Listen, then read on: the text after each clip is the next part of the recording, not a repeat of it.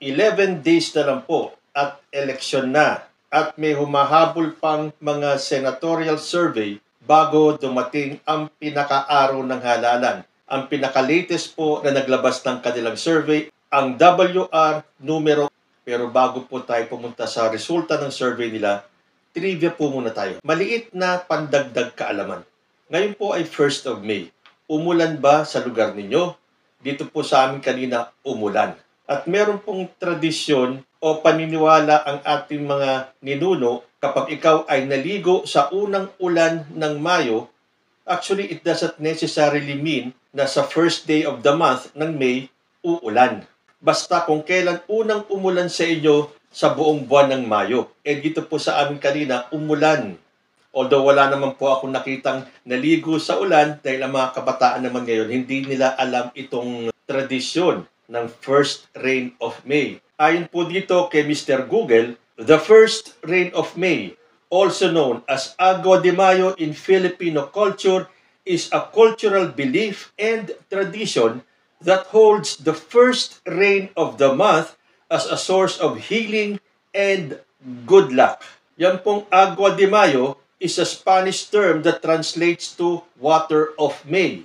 And it is a cultural belief, especially in the Philippines, that the first rain of May is believed to have healing and beneficial properties. The belief is that bathing in Agua de Mayo can cure certain diseases, boost the immune system, and even enhance physical appearance. Wow, maganda pala yung benefits ng pagligo sa unang ulan ng Mayo. Nagkataon pa, first day of May, umulan dito sa amin, di siguro mas malakas yung healing properties ng ulan na to. Totoo man o hindi, yan po ay isang Philippine culture and belief. So, punta na po tayo sa latest senatorial preference survey ng WR numero. Pero teka muna, mayroon pa pala akong gustong ibalita sa inyo. Ito po, nabasa ko sa Pilipinas Today. Meron po palang ginawang fact-checking itong Vera Files among our senatorial candidates for this coming election. Meaning, yung mga senatoriable na nagpapakalat ng misinformation and disinformation. Sabi po rito sa balita ng Pilipinas Today, simula ng ilunsad ng Vera Files ang fact-checking initiatives nito noong April 2016, 21 statements na ni Senator Ronald Bato de la Rosa ang na-fact-check ng Independent Media Organization hanggang noong October 2024. So ano po bang ibig sabihin kapag ikaw ay na-fact-check? Hinalukay ng Vera Files kung totoo yung mga statements mo. At kapag lumabas doon sa kanilang paghalukay na peke yung inyong sinabi o yung statement na pinakalat ninyo, ma-fact-check kayo. At ilalabas nila na peke yung inyong statements. So para sa kanila, 21 statements na ni Bato de la Rosa ang na-fact-check ng Vera Files. Para sa Vera Files, misinformation can be unintentional, hindi sinasadya, while disinformation is deliberately spreading false or misleading information to harm a person, social group, organization, or country. Karamihan sa mga itinamang pahayag ni De La Rosa ay tungkol sa war on drugs at extrajudicial killings o EJKs sa panahon ni dating Pangulong Rodrigo Duterte, gaya ng sabihin niyang hindi kailanman iniutos ni Duterte ang pagpatay sa drug suspects at no crimes against humanity na nangyari sa Pilipinas sa war on drugs. Hindi ba kahit na sa mga hearings, sinabi na ni former President Duterte na isa si De La Rosa sa mga miyembro ng Davao Death Squad. Pero todo tanggi noon itong si De La Rosa. Well, siguro isa yun sa mga finact-check ng Vera Files. Tuloy ko, pumangalawa kay De La Rosa ang tulad niyang kaalyado rin ni Duterte, si Senator Amy Marcos, na 11 times na fact-check ng Vera Files. Karamihan ay sa mga impormasyong inilalahad tungkol sa yumaong ama na si former President Ferdinand Marcos Sr. O hindi nga ba, panay sangkalan ni Amy Marcos sa tatay niya, kay Apo Lakay. Natatahimik pa kaya ang kaluluwa ni Apo Lakay? Hindi ba't madalas gamitin ni Amy Marcos ang tatay niya sa kanyang pangangampanya, sa kanyang mga statements? Lagi niyang sinasabi na ito ang turo ng kanyang ama, na siya ay pinagbilinan ng kanyang ama para sa pamilya, na sinabi ng tatay niya na bantayan at alagaan si Bongbong Marcos na kanyang ading. So, malamang marami sa sinasabi ni Amy Marcos ay misinformation at disinformation. So siguro, it's high time. Tigil-tigilan na ni Amy Marcos ang paggamit sa memorya ng kanyang ama.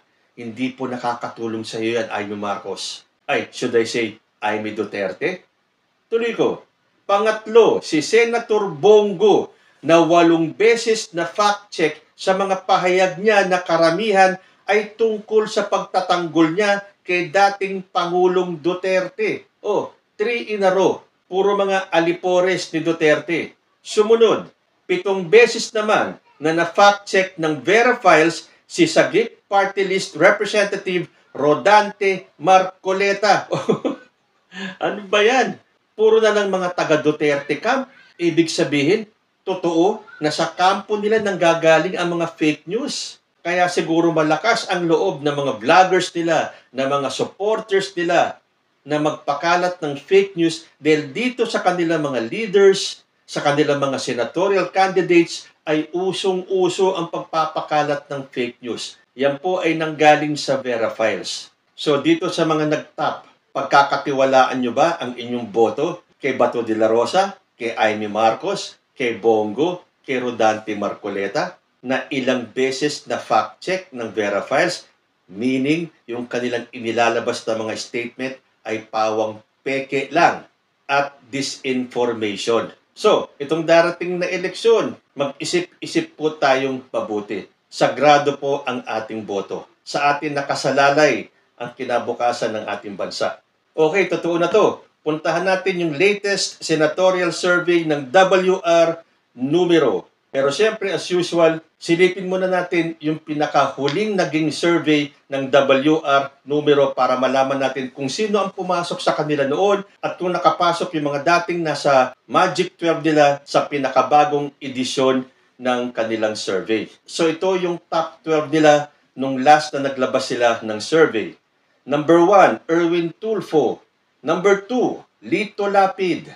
Number 3, Bong Revilla. Number 4, Pia Cayetano. Number 5, Tito Soto. Number 6, Abby Binay. Number 7, Ben Tulfo. Number 8, Ping Lacson. Number 9, Bongo. Number 10, Bato de la Rosa. Number 11, Manny Pacquiao. And number 12, Willie Revillame. Napanatili naman kaya ng 12 ito ang pwesto nila o umangat ba sila o bumaba dito sa latest survey ng WR numero. So ito na po ang top 12. Dahil malapit na po ang eleksyon, 11 days na lang, nakasentro na po tayo sa top 12 o sa Magic 12 ng bawat survey firms. At ang kanilang number 1, Erwin Tulfo with 43.4%. Ang kanyang pwesto ng huling survey ng WR numero ay nasa number 1 din siya. Number 2, Bongo with 41.9%. Wow! Si Bongo nung huling survey ng WR ay nasa number 9. Ngayon siya ay nasa number 2 ayon po sa survey ng numero. Number 3, Bato de la Rosa with 38.7%. Si Bato nung huling survey ng numero ay nasa number 10. Ba, ang laking milagro nito. Siya ngayon ang nasa number 3.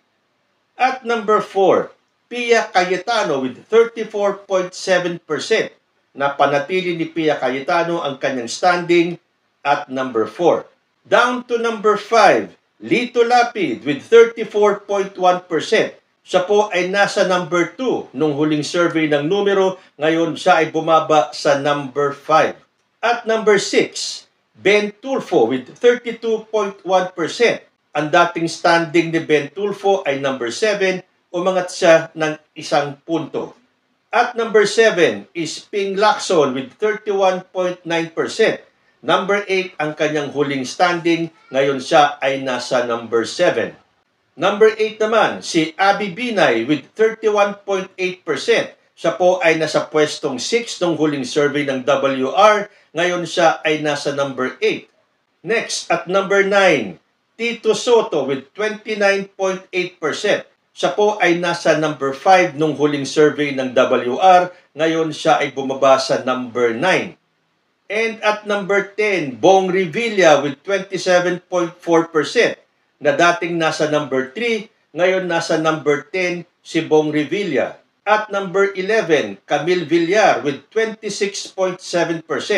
Wala po si Camille Villar sa Magic 12 ng WR numero nung huling survey nito. Siya ngayon ay nasa number 11. And to complete the top 12 ng WR numero ay si Bam Aquino with 26.4%. Wala rin si Bam Aquino sa last survey ng WR numero. Ngayon siya ay nakapasok sa top 12. So ang ibig sabihin niyan, ang dalawang pangalan na nawala sa Magic 12 ngayong April survey ng WR numero ay si Manny Pacquiao at si Willie Revillame. Dahil napalitan po silang dalawa sa pwesto ni Camille Villar at ni Bam Aquino.